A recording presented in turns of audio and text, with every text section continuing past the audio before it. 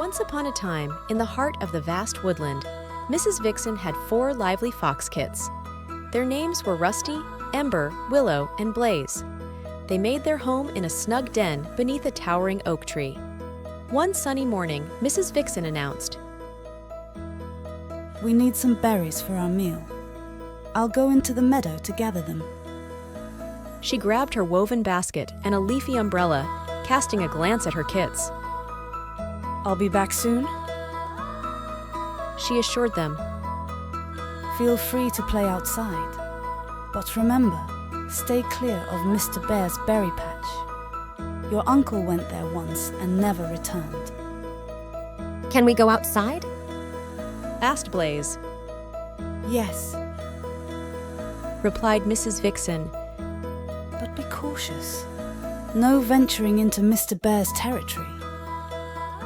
Excitedly, the 4 fox kits adorned themselves in tiny jackets and pawed shoes. As they stepped outside, Rusty spotted something in the distance. Ian, look over there. I see a raspberry bush. Yum! Chimed in Willow and Ember. The kits scampered towards the berry bush with enthusiasm. Meanwhile, Blaze had other ideas. "I don't want berries. She thought mischievously. I'm going to explore Mr. Bear's berry patch." Ignoring her mother's warning, Blaze darted through the woods. A narrow trail led to the entrance of the meadow. She squeezed under the meadow gate, glancing around in awe at the abundance of green leaves. Wandering deeper into the meadow, Blaze indulged in some wild strawberries and sampled the tender shoots of plants. "These are delicious." She thought, munching happily. Her exploration continued until she stumbled upon a magnificent vegetable patch. "Eating vegetables is even better." Blaze declared, devouring lettuce, green beans, and radishes. "I'll have some more." She shopped around a corner and suddenly gasped. There stood Mr. Bear, who was equally surprised. The chase began as Blaze sprinted away, the farmer brandishing a rake. Stop, thief! Yelled the farmer, chasing Blaze through the garden. Blaze lost one of his shoes near the cabbages and the other near the potatoes. He realized he was in a tight spot when he ran into a net. Desperately kicking and twisting, he couldn't escape. "Help!" Cried Blaze. But then, a group of birds flew over, offering assistance. Don't give up. One bird encouraged. Following their advice, Blaze kicked off his jacket and slipped out of the net. Free at last, he raced away, leaving the farmer bewildered. Back home, Mrs. Vixen scolded Blaze for his disobedience. She gave him some medicine and sent him to bed. The other kits enjoyed their meal of berries and bread, but Blaze learned a valuable lesson about the consequences of not listening.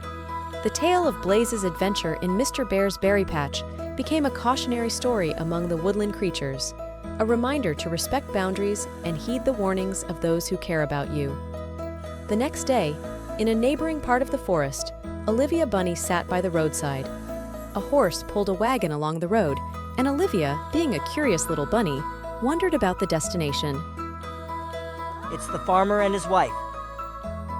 Thought Olivia with a smile. I'll find my cousin Bailey. Determined, Olivia hopped to Bailey's burrow, peeping inside. Spotting Bailey's siblings, Flopsy, Mopsy, and Cottontail, he thought. I don't want to see Mrs. Rabbit right now. Instead, Olivia crawled down a hole on the other side of the tree, and there was Bailey, wearing a red handkerchief and looking somber. What happened to you? Where are your clothes? Said Olivia. Bailey sniffed. "I lost them in the farmer's garden. I went there yesterday and the farmer chased me." I have good news. The farmer and his wife went to town. We can look for your clothes. Said Olivia eagerly. Thus, the tale of Olivia Bunny's quest to retrieve Bailey's lost clothes began. The 2 bunny cousins ventured through the woods until they reached a stone wall. "The farmer's garden," declared Bailey. They climbed onto the wall and, to their astonishment, saw a scarecrow wearing Bailey's jacket and shoes. Let's get them back. urged Olivia. Bailey hesitated, but Olivia grabbed a nearby pear tree, slid down into the garden, and Bailey reluctantly followed. The duo raced toward the scarecrow, where Bailey took off his shoes and water poured out of them. I guess it rained last night. Commented Bailey as he put on his jacket. The scarecrow even wore a hat, which Olivia tried on but found too big. That's the farmer's hat. We should leave now. Suggested Bailey, but Olivia had other plans. No, I want to get some onions. Thus, their adventure continued in the farmer's garden. Olivia, holding up Bailey's handkerchief, proposed using it to carry onions. He pulled up onions one by one, filling the handkerchief. As they prepared to leave, Bailey, growing increasingly anxious, whispered, This garden isn't safe. It's fine. reassured Olivia. I come here all the time with my father.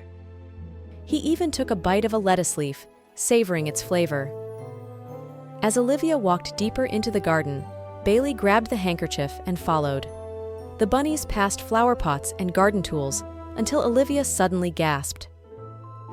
I see a cat! They both slipped under a basket and waited as the cat sniffed around. When will she leave? Father will be looking for me. He added, and Bailey sighed, feeling guilty. The cat, however, didn't leave. She sat on the basket for what felt like hours. This is awful!